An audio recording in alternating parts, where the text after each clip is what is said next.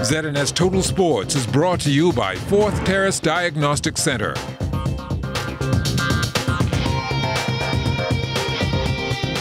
Welcome to sports, everybody. The New Providence Softball Association's Best of 5 first-round playoffs back on the diamond last night. With their backs against the wall in a must-win game, the Platinum Pool Sharks did what they had to at the plate and on the base pads as they devoured the Johnson Truckers 11-4 in 6 innings to tie the series at 2 games all and force a winner-take-all Game 5.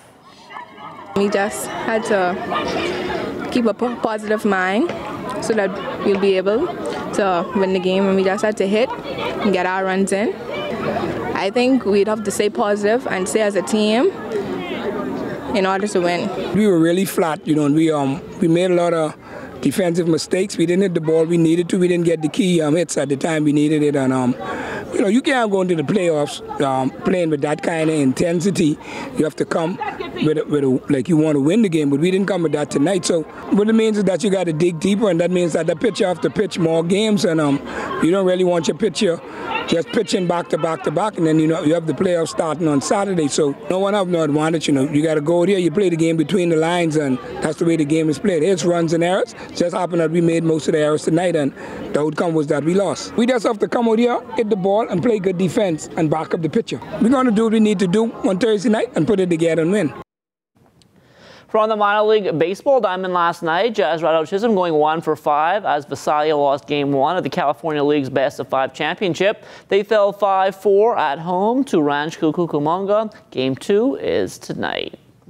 The University of the Bahamas men's soccer team has already started its 2018 season, opening up with a draw and a loss during a 2-match series in Pennsylvania. And this year's squad looks a bit different from the one that took the pitch in 2017.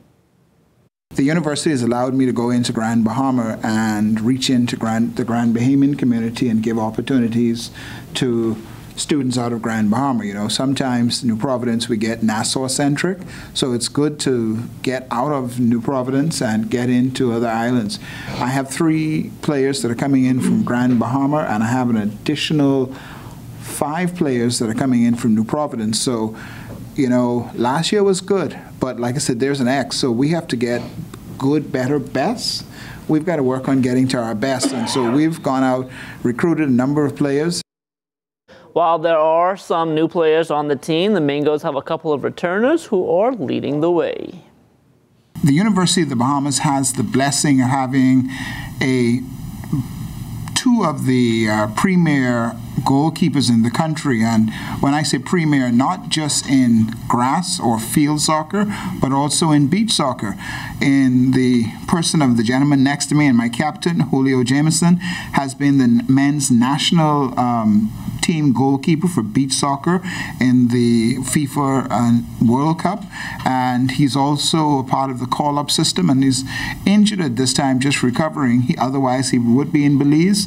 And then the other gentleman, Mr. Michael Butler, is also a men's national team keeper, and he was the keeper for the men's team during the Commonwealth Games.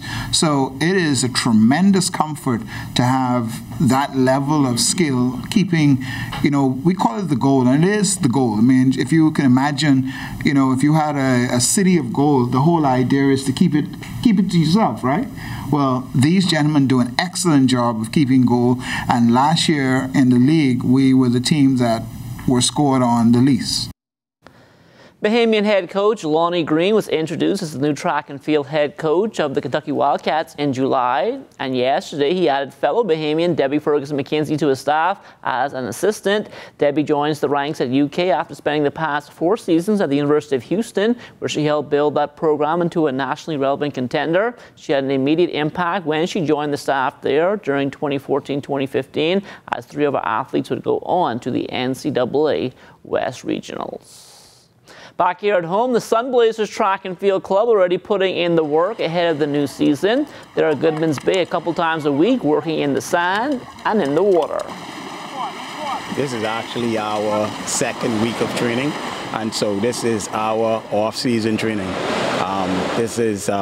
We're just going through our phases, so I like to start the kids off on surfaces that are not as hard as the track. It allows them to gradually progress And so today we're in the water because we're offering some resistance and they're able to relax the muscles at the same time. Marvel went on to talk about some of his club's standout athletes. Oscar Smith, he's a Carifta athlete. He is also a part of the World Junior team this year. There's also India Cartwright. She was a silver medalist in the 400 hurdles at Carifta this year. There's Paige Stewart. She's an 11th grader now at QC. And she is one of the top girls in the under 17 division. Allison Taylor, she's in the under 20 girls and she runs the distance event. After failing to pull off a full season last year, the New Providence Women's Basketball Association has a new executive board in place, and President Devin Johnson says they will be ready to tip off at the end of November. Right now, we should have about 8 teams so far confirmed to play. Last year we had 4, so it's like a 100% boost from last year. So we're looking forward to a great season, a great competition. Me and my executive teams, we trying to gather some sponsorship, try to make the league a little better than it was for the past few years that it was. It was not a bad league, but we're just trying to implement some new stuff to try to attract the more younger kids to come into the league, to try to develop their talents, to see if we could try to get some scholarships for these high school kids. As they turn their focus more on the youth, Johnson says they're also getting the assistance of former players who are willing to give back. Some of the players who have played before, some are coming back to bring a team and even bring a team in the league and coach also, so that's a good response for now. We're going to continue with the junior program that mine has started, which was a great success for. We're going to try and continue that. We're in the process now in trying to host a tournament for the October 25th, the midterm weekend. We're trying to host a tournament out for junior girls and senior girls. Hopefully we get our letters out by the end of this week so we can have these teams signed up and ready to go. Boxer Misha Major Payne is scheduled for his last pro fight next month at the C.I. Gibson Gym, and from there his focus will be solely on the Major Payne Amateur Boxing Club. We have a talent out there, but right now just need to be nurtured.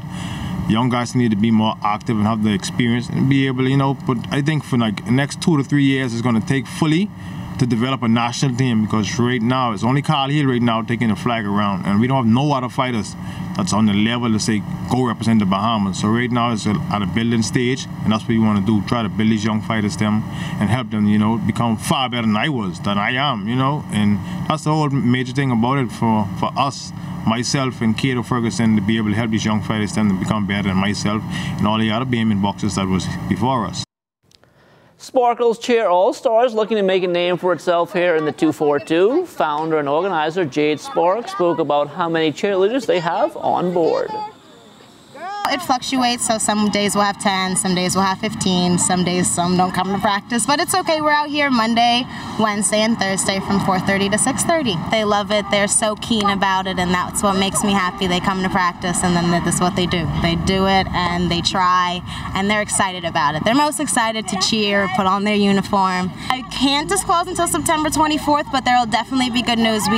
There's a federation coming, definitely, without a doubt. So we don't have a schedule as of yet, but a schedule will be built. We're working on it.